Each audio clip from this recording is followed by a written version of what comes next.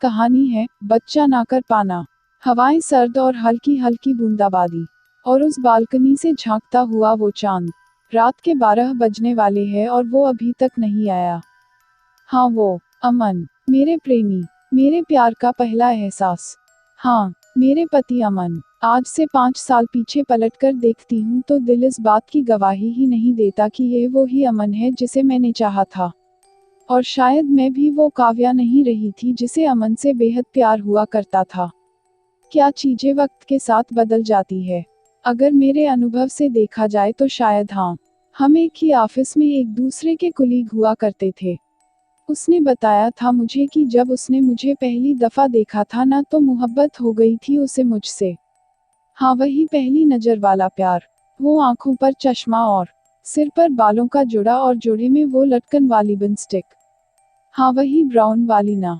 मैंने उसकी बात काटते हुए कहा था, पता है तुम्हें वो मेरी फेवरेट बिन स्टिक हैं। उसने हल्की सी धीमी आवाज में कहा था कि और तुम मेरी फेवरेट हो। मुझे नहीं पता मुझे उससे मोहब्बत कब हुई। शायद तब जब उसने मेरे गाल पर आए बालों को मेरे चेहरे से हटाया था। कि तब जब मैंने उसे एकटक मुझे घूरते हुए देखा था। कि तब जब मुझे चलते चलते पत्थर की ठोकर लगी थी और उसने अचानक से मेरा हाथ थाम लिया और मुझे गिरने से बचा लिया था। कि तब जब मैं परेशान थी किसी बात पर और उसने हल्के से मेरे माथे को चूम लिया था। कि तब जब मेरी हर छोटी बड़ी ख्वाहिश को उसने दिल से पूरा किया। हाँ बस इतना पता है कि मुझे अमन अच्छा लगने लगा था, उसका मुस्कुराना, जाते हुए मुड़कर देखना, अक्सर मुझे बेवजह भी खुश कर देता था उसका हर अंदाज। ये अच्छा लगना कब प्यार में बदला पता ही नहीं चला। फिर कुछ वक्त बाद हमने शादी कर ली थी। रिश्ते दिल की खाली जमीन पर पलने लगते हैं। और मुझ में पलने लगा था प्यार मतलब अमन। हमारी शादी को 1 साल बीत गया। शादी का ये पहला साल बहुत प्रेम के साथ बीता। लगा जैसे ये कोई ख्वाबों, ख्यालों की कोई हसीन दुनिया है। मैं अक्सर उससे कहा करती थी कि अमन जब हम अपना घर बनाएंगे ना तब ये चीज जरूर देखना कि उस घर की बालकनी से चांद झांकता हुआ नजर आए। मुझे रात का चांद बहुत पसंद है। बहुत पसंद, उसने बड़े ही प्यार से पूछा था। मैंने मुस्कुरा कर कहा था हाँ बहुत बहुत पसंद। फिर उसने जरा शरारत से पूछा अच्छा कितना पसंद। मैंने उसके गले लगकर कहा बिल्कुल तुम्हारी जितना।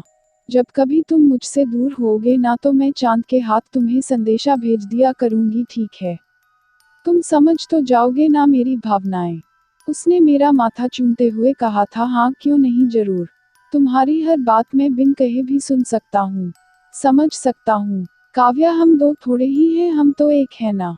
तो आज वो क्यों नहीं समझ पा रहा मेरी इस खामोशी को।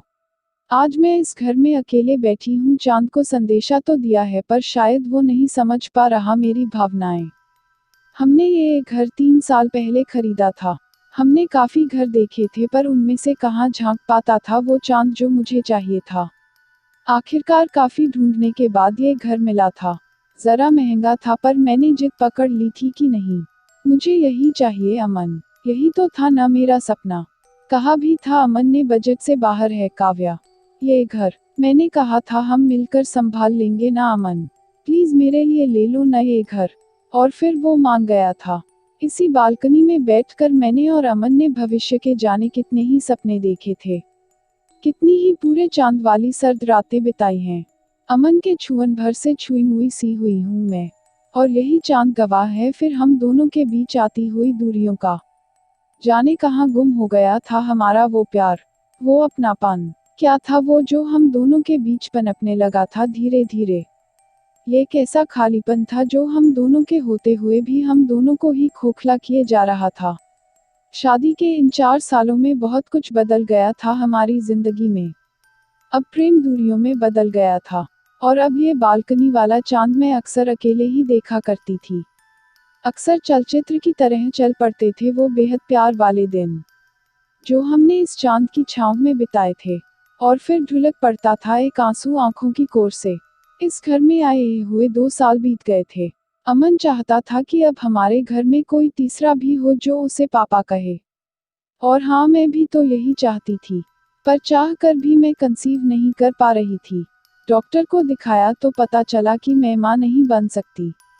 डॉक्टर का ये वाक्य मुझ पर हजारों तीक्ष्ण बाणों की तरह था, मानो जैसे कहीं बादल फट पड़ा तो मैं थम सी गई थी, लड़खड़ा गई थी। पर आज अमन ने मेरा हाथ नहीं थामा था।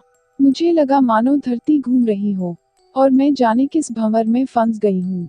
मेरी आंखों पर पट्टी बंधी हो और चारों तरफ अंधेरा ही अंधेरा। मैं चीख रही हूँ अमन अमन, पर वो नहीं था। मैं नितांत अकेली पड़ गई थी। अचानक तेज तूफान और फिर सब शांत। आंख खुली तो मैं घर पर अपने बेडरूम में थी। चारों तरफ देखा, अमन नहीं था वहां। उसे होना चाहिए था, पर जाने क्यों वो नहीं था मेरे पास। मेरी छोटी सी चोट जिसे बर्दाश्त नहीं होती थी, उसे मेरे इतने बड़े घाव का शायद इल्म ही नहीं था।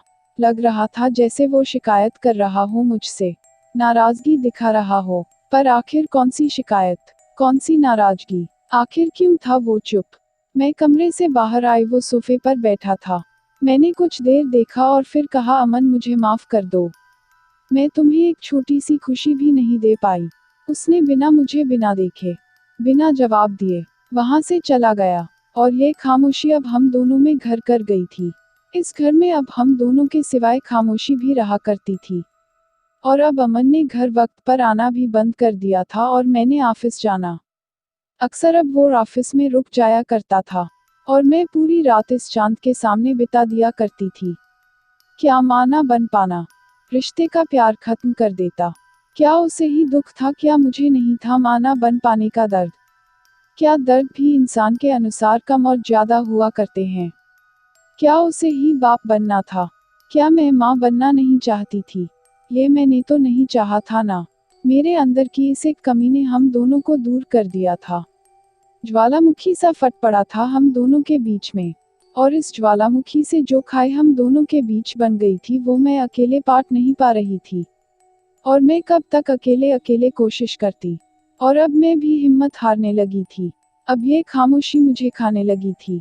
फिर एक दिन मैंने फैसला किया कि अब मैं अमन की जिंदगी से हमेशा के लिए चली जाऊंगी। सुबह अमन ऑफिस जाने लगे तो मैंने अमन से कहा, सुनो मैं जा रही हूँ, तुम अपना ख्याल रखना, समय पर आ जाया करना घर। उसने बिना मुड़े ही कहा, ठीक है। इतना रुखा बर्ताव में सुबह पड़ी। अमन ऑफिस के लिए निकल चुका था और मैं समेट रही थी अपना जरूरत का सामान।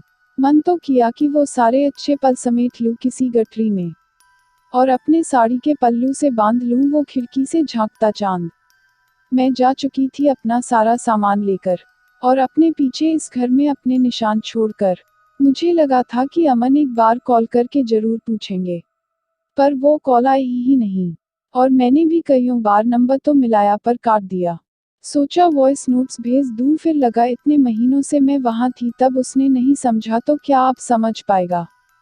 कई महीने बीत गए पर अमन का कोई भी कॉल नहीं था, ना ही कोई मैसेज। मैं मानती हूँ वो बुरा इंसान नहीं था, पर मैं भी तो कहाँ गुनहगार थी उसकी।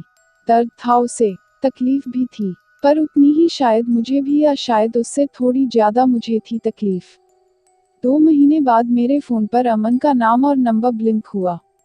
मैं खुशी के मारे रो पड़ी। लगा आज सब कुछ कह दूंगी कि मुझे वापस ले चलो ना अमन, उसी घर में, मेरे घर में, जहां से चांद बालकनी से होकर झांकता है। मैंने फोन उठाया, मैंने कहा, अमन। मैं और कुछ बोल पाती उससे पहले ही अमन बोल पड़ा। काव्या, मैं सोच रहा था कि अब हमें ये घर बेच देना चाहिए।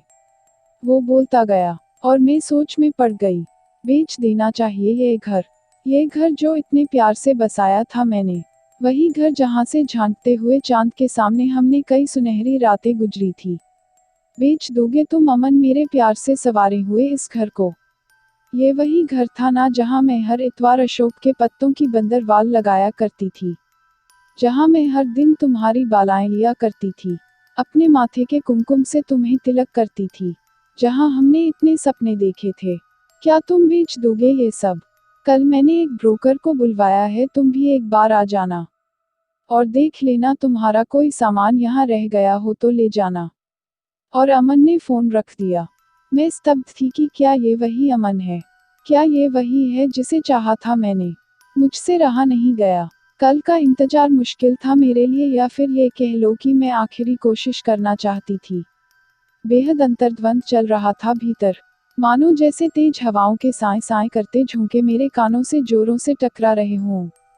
मैं उठी और वापस घर चली आई, अपने घर, मेरे और अमन का घर, हमारी चाहतों का, ख्वाहिशों का घर। मेन डोर पर पहुंची तो हम दोनों के नाम की नेम प्लेट लगी देखकर बुझी बुझी सी मुस्कुराहट होंठों पर आ गई। मिस्टर एंड मिसेस अमन। घर के दरवाजे पर पहुंची तो छूकर देखा दीवारों को तो जैसे लगा कि ये घर आखिरी सांसें ले रहा हो, मुझसे गुहार लगा रहा हो कि मुझे काव्या बचा लो मकान होने से। मैंने कई घंटों निहारा घर को, वापस पहले की तरह साफ सफाई की और अशोक के पत्तों की एक नई बंदरवाल बनाकर दरवाजे से टांग दी। मैंने अमन की सबसे पसंदीदा लाल रंग की साड़ी पहनी, माथे पर कुमकुम की बिंदिया लगाई। मैं इंतजार कर रही थी आज फिर से पहले की तरह। रात के 2 बज गए थे। दरवाजे की घंटी बजी। मैं उठी, दरवाजा खोला, सामने थे अमन। मुझे देखकर झेंप गए। काव्या, तुम तो कल आने वाली थी ना?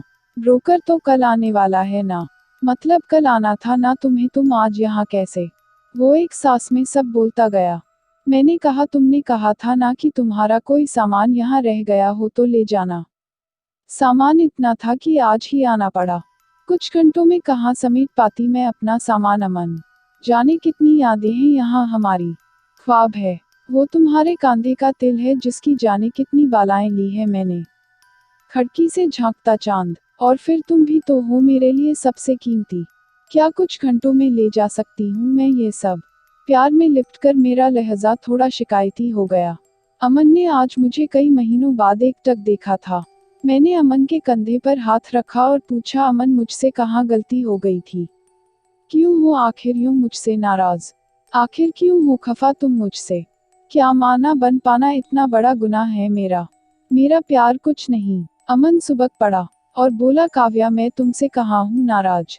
मैं, रुंधे हुए गले से वो बोला, मैं तो खुद से नाराज हूँ काव्या। असल में कमी तुम में नहीं मुझ में है काव्या।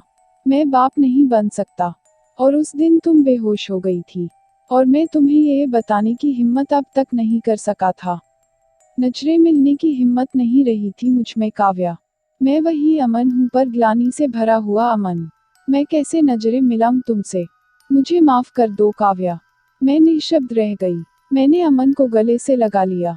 मन किया समेट लूं आज मैं मेरे बिखरे हुए घर को भी और मेरे बिखरे हुए अमन को भी। मैंने कहा, अमन एक बार मुझसे कहा तो होता, मेरी हर खुशी से बढ़कर हो तुम। हम बच्चा अडॉप्ट भी तो कर सकते हैं ना? तुम क्यों देते रहे खुद को इतनी सजा? तुमने मेरा हाथ हमेशा थामे रखा, तो क्या तुम्हें यकीन नहीं था मुझ पर कि मैं यहाँ तुम्हारा हाथ थामे रखूंगी? उसने रोते हुए मुझे गले से लगा लिया और सारे दर्द, सारी दूरियां, सारी खामोशियां धीरे धीरे हम दोनों की आंखों से रिस कर बहने लगी। और हम दोनों फिर से पहले से ज्यादा करीब आ गए। मैंने अमन से कहा, क्या आज तुम अपने हाथों से मेरी मांग भर दोगे बिल्कुल पहले की तरह? उसने मुस्कुराकर मेरी मांग भरी और मेरा माथा चूमा। बालकनी से आज फिर चांद झांक रहा था, पूरा चांद, और आज फिर हम अरसे बाद पूरे हुए थे। अगर आपको कहानी पसंद आए तो लाइक और शेयर कीजिए और चैनल को सब्सक्राइब करना मत भूलिए।